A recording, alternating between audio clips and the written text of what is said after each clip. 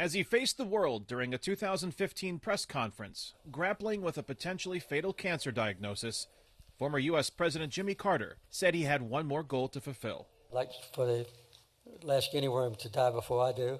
Over 6 years later, Carter, now 97, has battled through brain cancer and other health setbacks to see his Carter Center mark a historic milestone in the fight to rid the world of the once neglected tropical disease the global nonprofit began dedicating resources to fighting in 1986.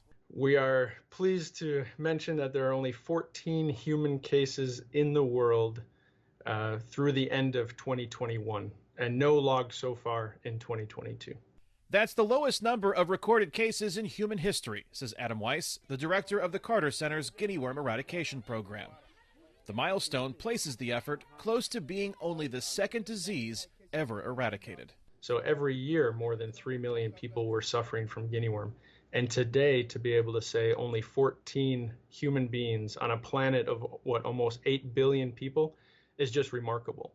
Remarkable in part, says Weiss, because the 14 cases in 2021 is also a 48% drop from the previous year, a time when the world has been dealing with the coronavirus pandemic. The national programs have remained almost entirely operational throughout the pandemic. Weiss says much of the guinea worm eradication effort in endemic countries isn't staffed by foreign nationals, but instead relies on local villagers and community members to manage prevention efforts at local water sources. We built a formidable force at the community level. We ensure that we have a program which is anchored within the structure of the community. And we work every day to ensure there is ownership at the community level. McCoy Lagora is the director of the guinea worm eradication effort with the Ministry of Health in South Sudan, a country that at one point accounted for almost 80% of global infections.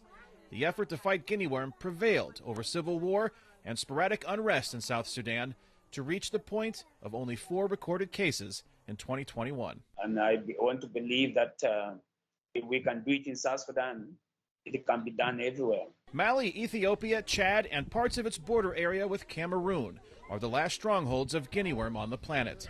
But while the effort has mostly met success, it has also experienced setbacks. What we've seen in the last 10 years or so is infections occurring in domestic animals. And so we did experience a setback to the global campaign in 2012 when we started to see that occurring.